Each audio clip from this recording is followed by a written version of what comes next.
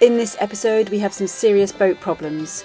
We have to make big decisions and we see more of beautiful Australia. You and me, we're family. The bond that we share is as deep as the sea. No matter how rough things may come to be. You and me, we're family. Sing ho, hey, long for the ride home. So finally we've reached Cairns after a whirlwind trip up the Queensland coast from Mackay to Magnetic Island. There's a strange current that comes out of the river in Cairns, so we had to catch that. So that meant pulling up anchor at 5 o'clock in the morning. So we're anchored in Cairns, about half a mile out of the entrance to Marla Marina, and on one side is Cairns, on the other side is the mangrove swamps, and I think that's Aboriginal land over there. We've already been warned not to go swimming because muddy waters and that is the perfect hunting ground for bull sharks, which are the most dangerous sharks in the world, but also the crocodiles, which live in the mangroves and do tend to kind of swim out. So nobody goes swimming here, nobody goes swimming off the beaches or anything. Everybody uses the fantastic saltwater lagoon in Cairns itself. But yesterday, as we were coming in, just as we were approaching the boat with a dinghy and about to step off, this huge 2-metre shark literally jumped out the water. I mean, it cleared the water and then sort of landed near the boat. And I think we were more surprised than frightened because it was just such an unusual thing to see. And it wasn't until we actually got on the boat that we thought, actually, it might be a bit better to pull the dinghy a bit further into the boat when we're getting on and off. I mean, it was probably just after some fish or I don't know what. But mako sharks and bull sharks tend to do that sort of thing. And they're both been known to have a nibble at people. I guess the other thing about this anchorage is it's quite a busy little harbour, and there's boats coming backwards and forwards all the time, and so there's a lot of weight coming off the ferries and the work boats, and also there's an airport over there, so there's a lot of aeroplane noise, and there's the helicopter pad for the islands just over there, so you don't get much peace and quiet here, but it is very convenient for town.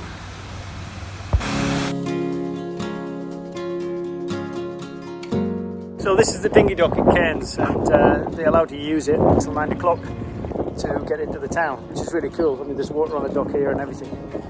Actually, on the way in, we just passed the super yacht, which I kind of recognise from some of the super yacht magazines, and it's actually the late Steve Jobs' super yacht. It's cool to see such an iconic super yacht just kind of stone's throw away from where we're parked. There's this fantastic lagoon here, saltwater lagoon in Cairns, and it's totally free. It's got a barbecue area. And they even throw in a free aqua aerobics, which Arenka and me joined in with earlier on.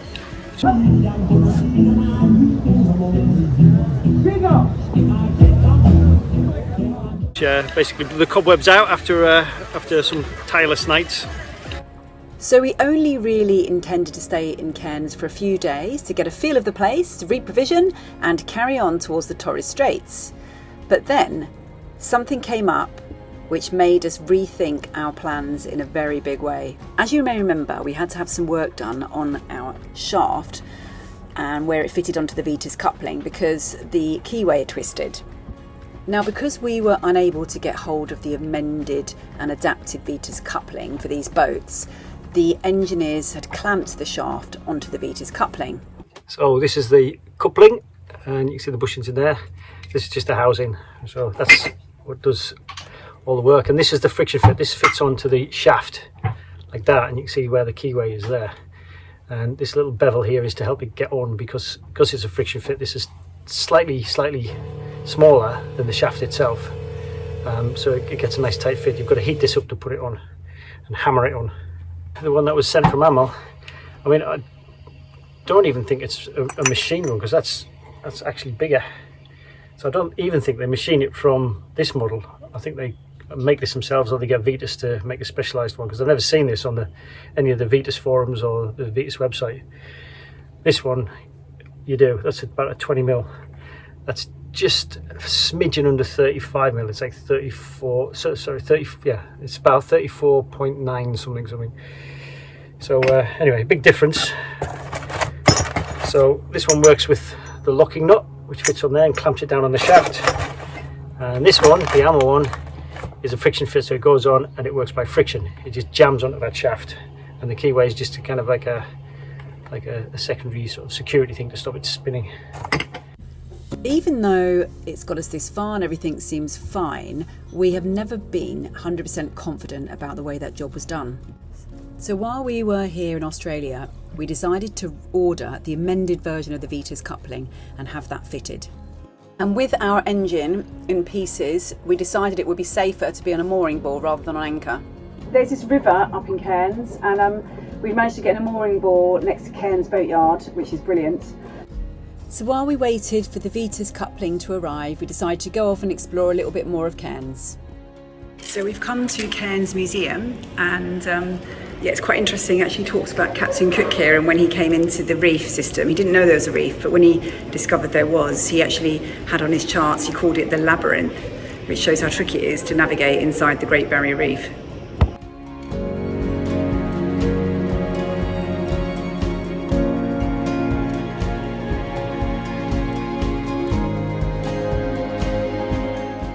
So today we're going to explore the botanical gardens.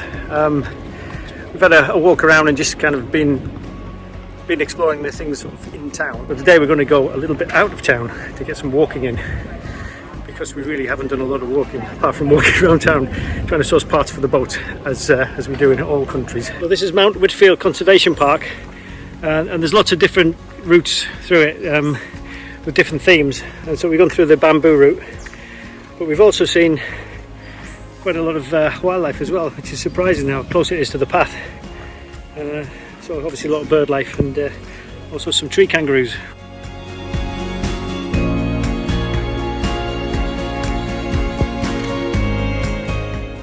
Cairns is kind of flat. Once you get out of the main centre, it's almost like an extended industrial park. It's just like miles and miles of just warehouses and industrial buildings and shops. In this bit, it's really nice. It's like a little oasis of a kind of tropical rainforest, and you can notice how cool it is as soon as you step into the tree line, how the sort of natural air conditioning just kind of keeps the air cool and not too moist as well. You know, it's just really nice. Obviously the kids are really interested in the creatures, but I'm paranoid. There's so many things that can kill you in Australia, like the funnel web spiders and the adders and everything else. Every time they sort of dart into the undergrowth to pick up an insect or a skink or something like that, it's got my heart in my mouth. But it's all healthy fun. So we're still on anchor, still up the creek, waiting for this Amelit part to turn up. It's supposed to be arriving on Monday, but we've kind of given it till Tuesday, Wednesday. So we're going back into town. It's a long ride into town. Even though it's kind of sheltered here, there's a strong current, and the winds tend to funnel down the river.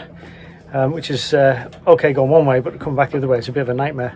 Plus our friends on tea time over there this morning, they saw a huge crocodile swimming past the boat, which makes driving around on the plane a bit nerve-wracking, because I think they're just under the surface of the water, and especially coming back at night, you know, when there's no way you're going to see them. So although it's a bit stressful, we're trying to get on as much work as we can, trying to get to shore when we can, difficult as it is. And moving on, but once again we just find ourselves frustrated. The boys are getting cabin fever, and me and our anchor are getting a little bit tetchy. So we kind of lived this strange life where we stayed on our boat up the creek amongst the mangroves, and then every afternoon we'd head into the town of Cairns on our dinghy, where we'd play frisbee, we'd go swimming, meet up with friends, have a barbecue, we'd even shower, and sometimes there were some really cool cultural events, and these kind of things really helped us to remain patient.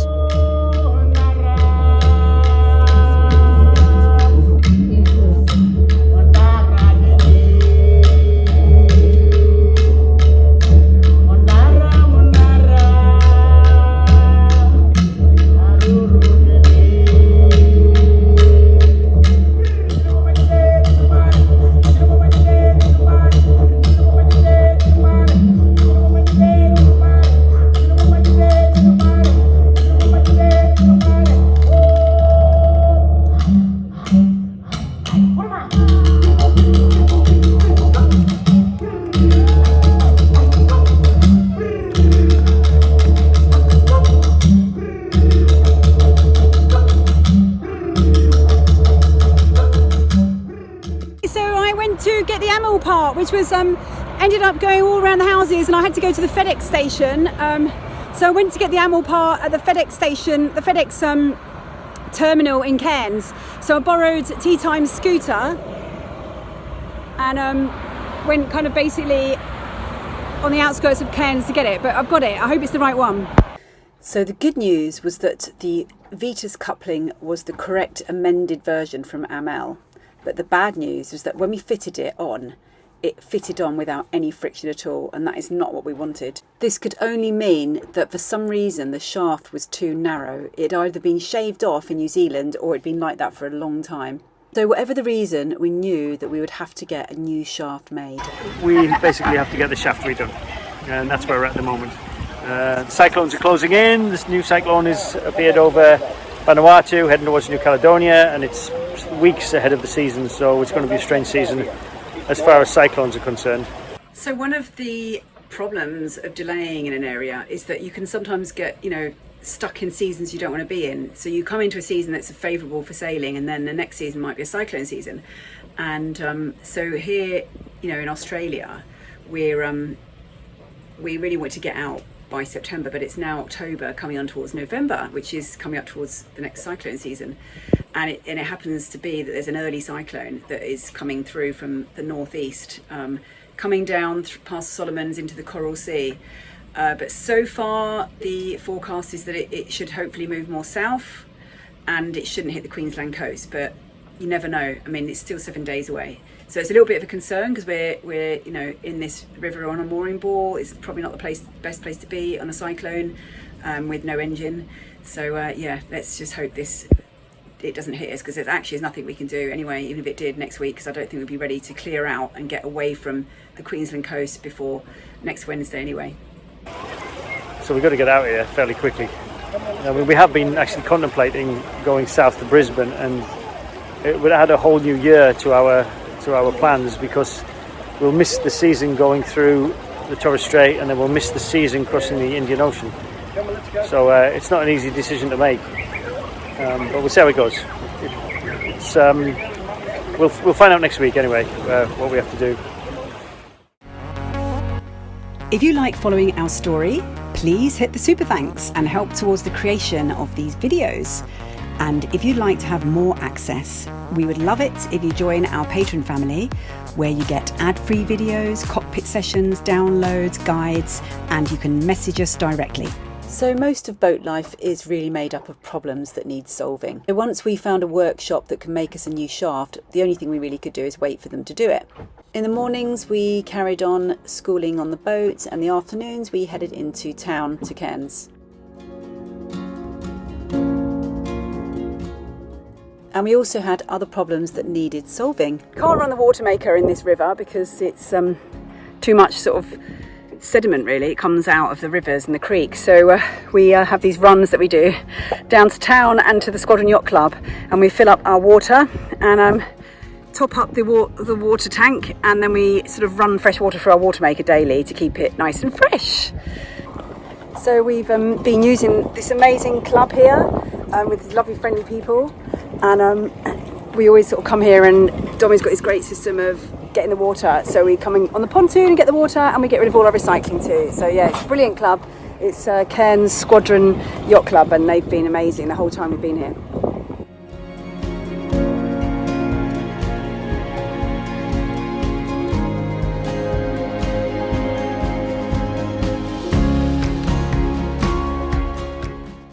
Most of the time we filled up water using bottles and canisters, but sometimes it was really nice to get the help of Tea Time's brilliant water bladder system.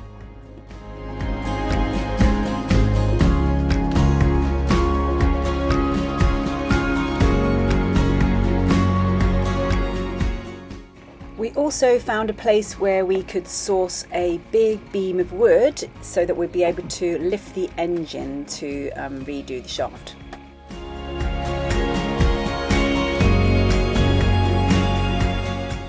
We're still waiting for the shaft to get done, and yesterday I managed to forget that I'd shut the cooling water off and put the generator on, and the generator was running for about 20 minutes, and I melted the water lock, the muffler basically. and the engine bay just filled with smoke. And so that's another repair job I've got to do on top of the getting the shaft done. So I reckon when you feel like, or when you are actually taking one step forward and going 2 steps back, you just need to do something completely different. So we decided to check out the local dome and all the animals that lived up there.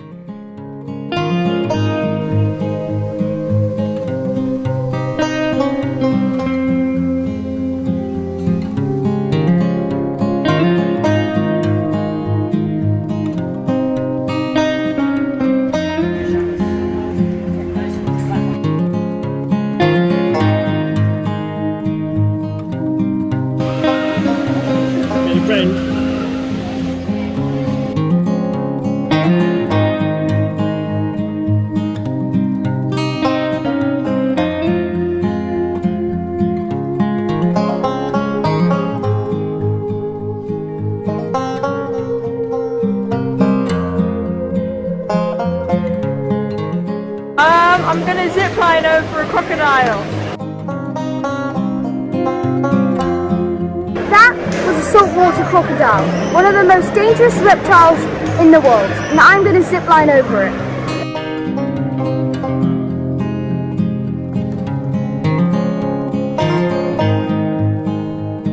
They fed the crocodile just before I went over, so it's kind of concerning seeing like how angry it is.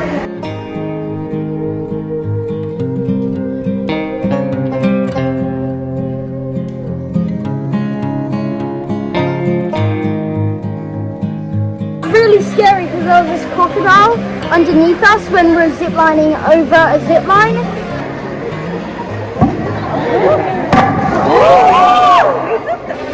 They were feeding the crocodile, and then after that we were going to go over.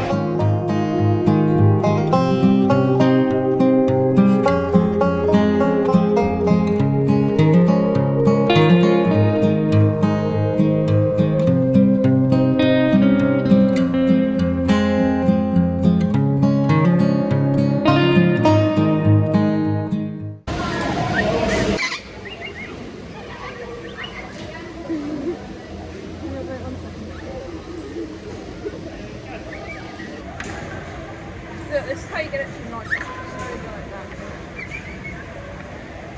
Actually, think it to mean something.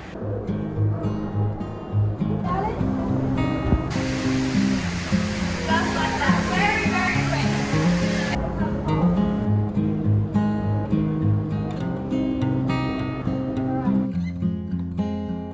Stay at the dome, it's been really great here. I started as a volunteer and was able to be employed as a keeper.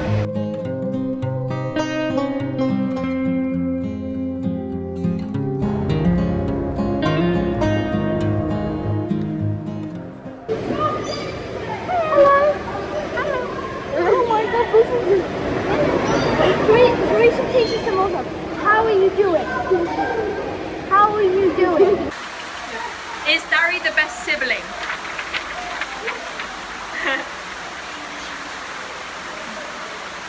See? Is Dari the best human being in the world? See? As the wait for the shaft work to be completed continued, we decided at the first opportunity to go and try and find a hike in the local countryside so that we could really appreciate this natural beauty that surrounds Cairns. So today we have driven up to the Woomururu National Park. I know I'm saying all these words wrong. And we're going on the Winding Falls walk. So it's a 11-kilometre round walk. It's about 3 hours altogether. It'll be probably an hour and a half to get there and then an hour and a half back.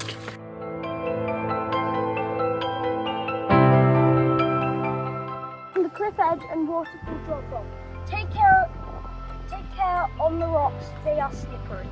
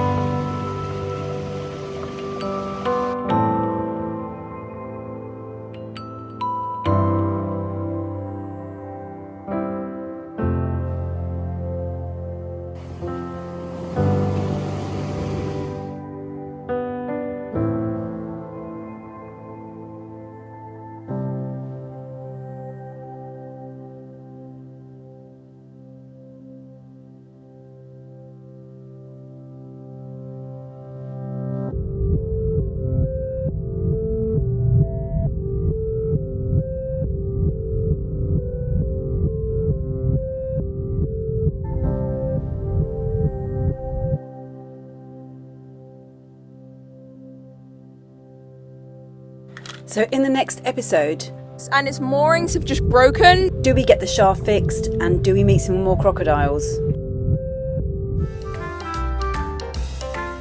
Thank you for watching and enjoying these videos. So if you're the type of person that would like to thank us in return, then you can simply click on the super thanks button below, or otherwise you can support us on Patreon and get more than just 4 videos a month from as little as $3 a month.